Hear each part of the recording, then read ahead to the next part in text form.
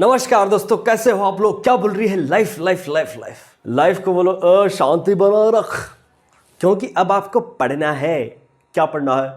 Problem set 1.3 हमको solve करना है। अब सबसे पहले मैं 1 बाय 1 क्वेश्चंस लिखता हूं, उसके बाद हम देखेंगे उनके सॉल्यूशंस। तो दोस्तों ये रहा आपका क्वेश्चन नंबर 1, जिसमें हमें पूछा गया है इफ ए हमारा फर्स्ट सेट है जिसके एलिमेंट्स है small a b c d e, b दूसरा सेट दे रखा है c d e f और c तीसरा सेट दे रखा है जिसमें है b d और d सेट दे रखा है जिसमें है a e।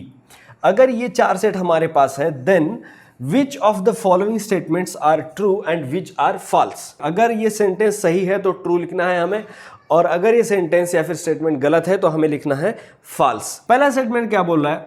c is subset of b।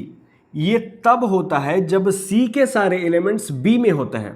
C में कौन से हैं? B और D। C का जो D है वो B में है, लेकिन C का B इसमें नहीं है, तो इसका मतलब ये फॉल्स है। सेकंड है A is subset of D। तो A में 5 एलिमेंट है और D में 2 ही एलिमेंट है। ऐसे होने के लिए कम से कम D में 5 एलिमेंट होने चाहिए, तब जाके ये होगा। जो यहां पर नहीं है तो ये सेंटेंस भी, ये स्टेटमेंट भी फॉल्स है। थर्ड देखते हैं D is subset of B। जो D में A है वो B में नहीं है, इसका मतलब D B का सबसेट नहीं है, तो ये हो गया फॉल्स। इसके बाद हम देखते हैं D is subset of A। D में क्या है? A और E, और A में क्या है? A B C D E। D में A है वो A में भी है, D में E है वो A में भी है, इसका मतलब D के सारे एलिमेंट्स A में है, तो D A का सबसेट हो गया, इसलिए ये आता है ट्रू। पांचवा क्वेश्चन हमें पूछा गया है B A का सबसेट है क्या? देखो B में क्या है? C D E F। C यहां पर है, D यहां पर है, E यहां पर है, F जो है यहां पर नहीं है, तो B के सारे एलिमेंट्स A में नहीं है, इसलिए ये वाला भी सेंटेंस, ये वाला भी स्टेटमेंट फॉल्स हो जाएगा। इसके नेक्स्ट लास्ट स्टेटमेंट है C is subset of A। C में क्या है? B, क्या वो A में है यहां पर। C में क्या है? D, क्या वो A में है? हाँ है यहां पर। C के सारे एलिमेंट A में है, इसलिए C A का सबसेट होता है, तो ये सेंटेंस हो गया ट्रू। तो दोस्तों हमारा क्वेश्चन नंबर 2 ये है। क्वेश्चन नंबर 2 में क्या कहा गया है? Take the set of natural numbers from 1 to 20 as universal set. हमें natural numbers from 1 to 20 as universal set ये दिया गया है, जिसको मैंने क्वेश्चन में ही रेक्टेंगल कर दिया ताकि आपको समझ में आ जाए। तो x और y को हमको वेन डायग्राम यूज करके एक्सप्रेस करना है। नेचुरल नंबर्स फ्रॉम 1 to 20 ये हमारे यूनिवर्सल सेट के मेंबर है। ये हमारा नेचुरल सेट है, इसको हम नाम देते हैं U। पहले क्या करते हैं? सारे सेट के एलिमेंट्स की लिस्ट करते हैं, जिससे हमको वेन डायग्राम बनाने में आसानी होगी। ठीक है, तो सबसे पहले U क्या आएगा? U इज इक्वल टू 1 2 3 4 5 6 7 8 9 10 11 12 14 14 15 16 17 18 19 और 20। ये हो गया हमारा यूनिवर्सल सेट। अब नेक्स्ट में X एलिमेंट क्या बोल रहा है? X सेट क्या बोल रहा है? X सेट उन सारे ऐसे नेचुरल नंबर्स का सेट है, X बिलोंग्स टू N, जो 7 से बड़े हैं और 15 से छोटे। तो नेचुरल नंबर जो 7 से बड़े हैं और 15 से छोटे कौन से हैं? 8 9 10 11 12 13 और 14। ये हो गया X। अब देखते हैं Y में कौन से एलिमेंट्स है। Y की हमें क्या कंडीशन दी गई है? ये बोल रहे हैं कि Y उन सारे प्राइम नंबर्स का सेट है जो 1 से लेकर 20 तक आते हैं। तो फिर Y के सेट में कौन सा आएगा? देखो, 1 जो नंबर है वो प्राइम भी नहीं है, कॉम्पोजिट भी नहीं है, तो 1 को छोड़ो। 2 है, 3 है, 5 है और 7 है, आगे 11 है, 13 है, 17 है और 19 है। अब यूनिवर्सल सेट सबसे बड़ा होता है, तो इसलिए रेक्टेंगल बना दिया हमने। अब इसके अंदर ये दोनों सेट आते हैं, तो ये हो गया X और ये हो गया Y। अब दोनों में कॉमन कौन से एलिमेंट है वो सबसे पहले देखते हैं, ताकि हम उनको यहां पर लिख सके, क्योंकि ये जो एरिया है वो X में भी आता है और Y में भी आता है। 11 और 13 ये कॉमन एलिमेंट्स है, दोनों में है, तो हमने 11 लिख दिया और ये 13 लिख दिया। अब हमें X में क्या करना है? X में 11 और 13 छोड़ के बाकी नंबर लिख देना है, 8 9 10 12 14। अब Y में क्या करना है? ये जो कॉमन एलिमेंट्स हैं इनको छोड़ के बाकी लिख देना है, दैट इज 2 3 5 7 17 19।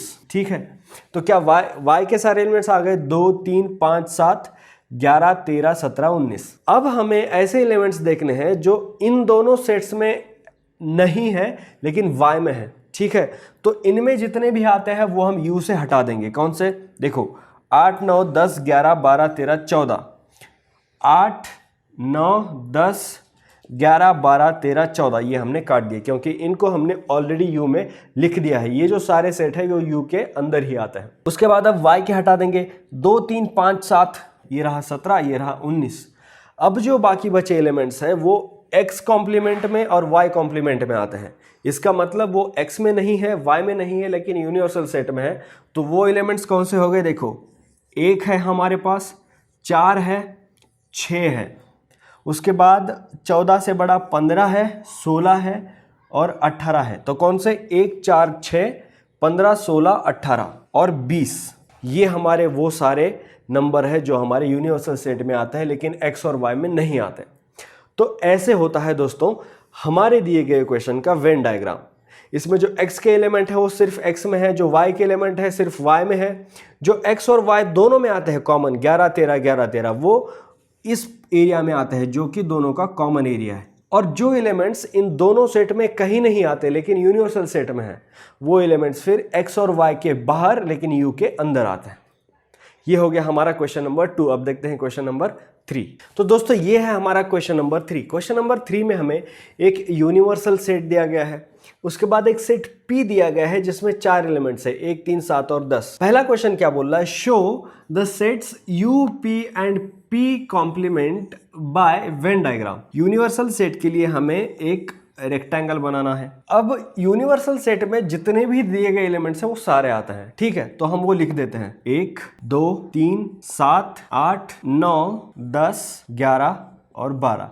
ये हो गया हमारा यूनिवर्सल सेट। तो P सेट को हम क्या करेंगे? 1, 3, 7, 10 को एक ही जगह पर ले लेंगे। 1, 3, 7 और 10, हमें ये 4 एलिमेंट चाहिए। ये हमने बना दिया सर्कल जिसमें है 1, 3, 7 और 10। तो सारे एलिमेंट यू के अंदर ही है। जो ये वाला सेट है इसको हम नाम देते हैं P। ये हो गया P और U।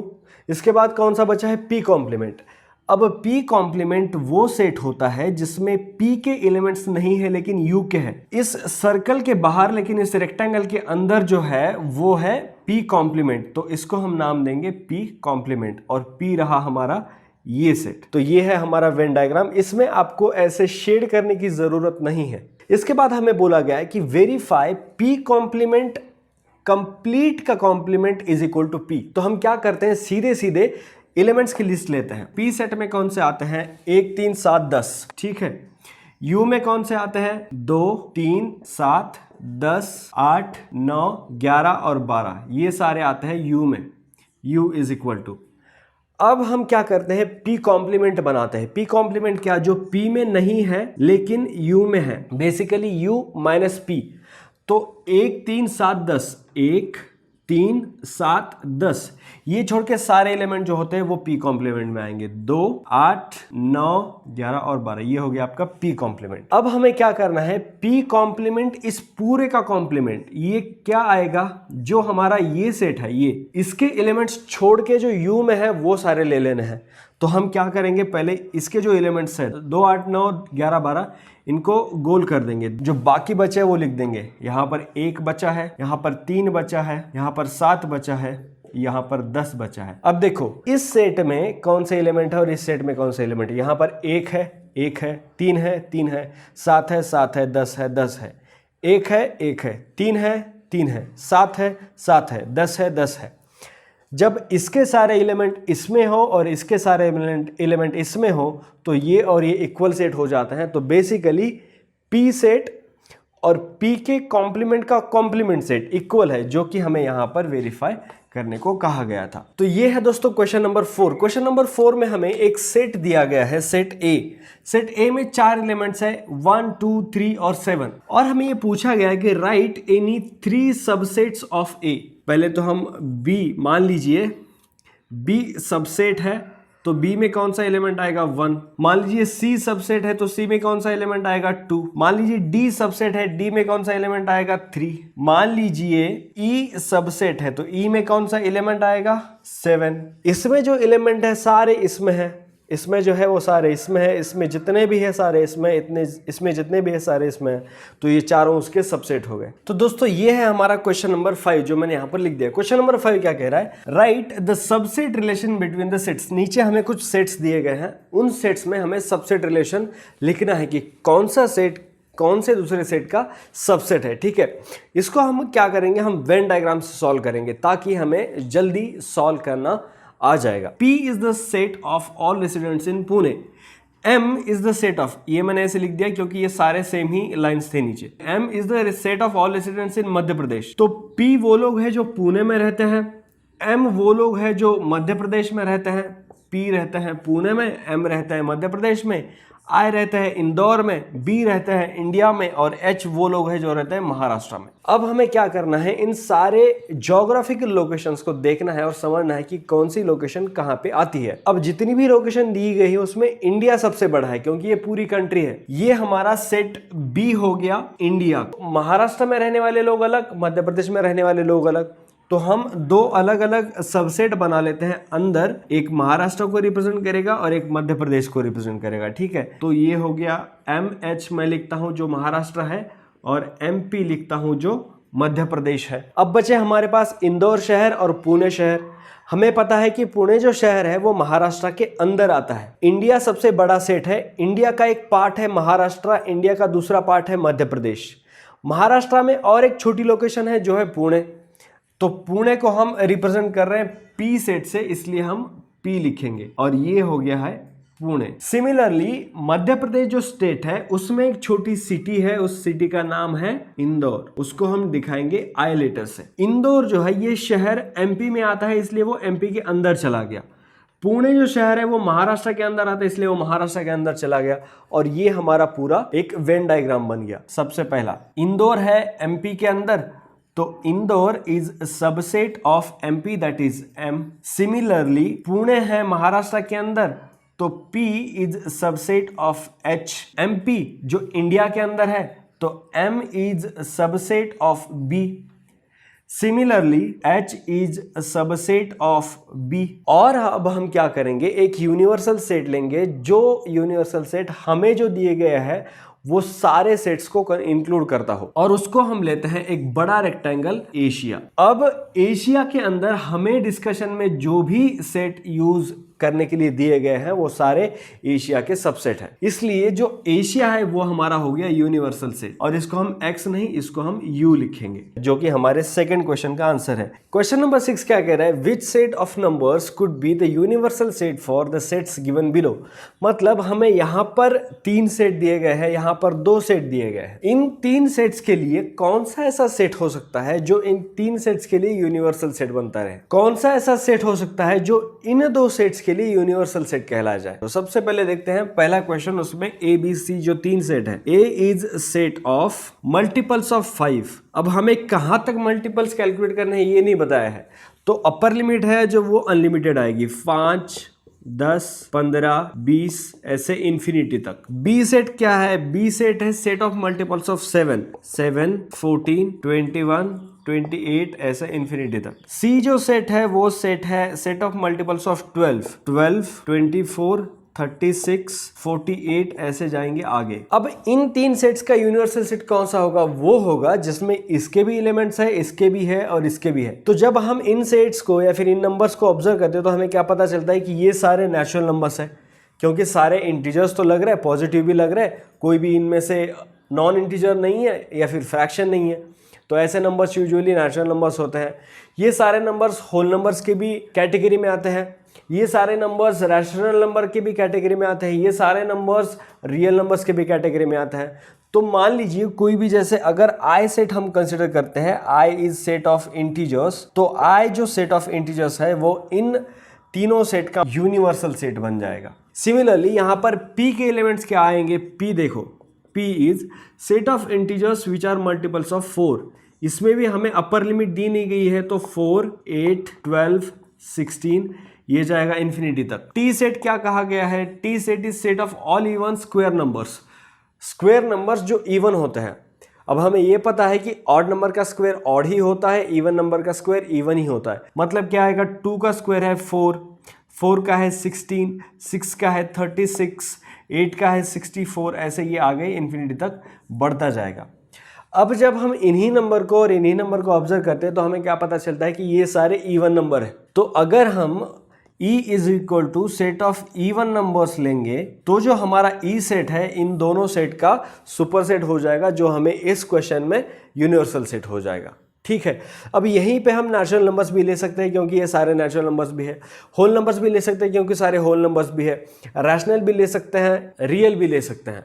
तो जब आपको समझ नहीं आए कि कौन सा यूनिवर्सल सेट लेना है तो यूजुअली देख लेना, अगर सारे रियल नंबर्स है तो रियल नंबर ले लेना, अगर सारे आपको रैशनल दिखे तो रैशनल ले लेना, अगर सारे नेचुरल दिखे तो नेचुरल, होल दिखे तो whole.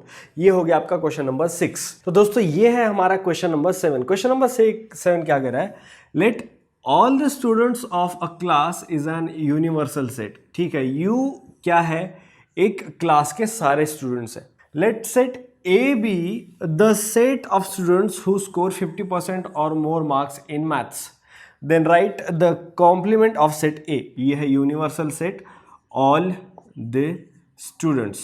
All the students of a class universal set हो गया। मान लीजिए यहाँ पर A है वो स्टूडेंट्स जिन्होंने 50% या उससे ज़्यादा मार्क्स स्कोर किए हैं मैथमेटिक्स में। तो हमें A का कॉम्प्लीमेंट लिखना है, मतलब all the students who have scored less than 50% marks, वो सारे हो गए A कॉम्प्लीमेंट में यहाँ पर, जो इस सर्कल के बाहर आता है।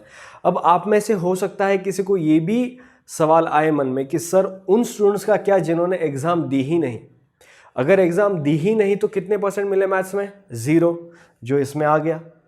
ठीक है, तो A सेट वो हो गया जिन्होंने 50% या उससे ज़्यादा मार्क्स स्कोर कर लिए, और A कॉम्प्लीमेंट वो सेट हो गया जिन्होंने 50% से कम मार्क्स स्कोर कर लिए। That is A complement is equal to X, where X is a student who got less than 50% marks in maths. ठीक है, A कॉम्प्लीमेंट वो सेट है जिसमें ऐसे स्टूडेंट्स हैं जिनको 50% से कम मार्क्स मिले मैथमेटिक्स में।